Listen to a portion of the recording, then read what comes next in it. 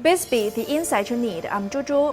The Group of Seven, the world's 7 largest industrialized economies, has floated the idea of a price cap on Russian oil.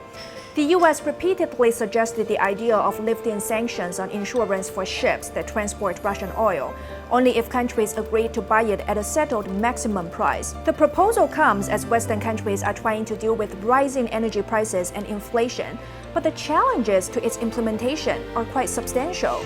The EU, which relies on Russia for 40% of its natural gas and 27% of its oil, is buying up Russian fuels ahead of the embargo that will come into effect at the end of the year. Some Asian countries have also stepped up their purchases as Russian crude trades at a sharp discount to the international benchmark. In other words, it turned out that there may be a high price to pay for stifling all Russian exports.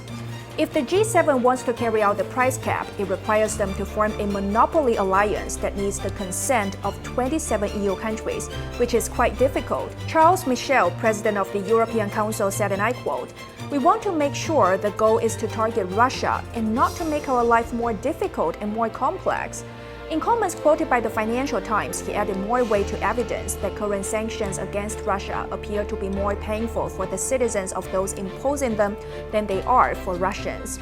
On the other hand, Russia may retaliate against the price cap and further cut natural gas supplies to Europe. Russian Deputy Prime Minister Alexander Novak has warned that any attempt to limit the price of Russian oil could wreak havoc in the energy sector and push commodity prices even higher. Before Russia launched the special military action against Ukraine in late February, inflation was already seen in many Western countries.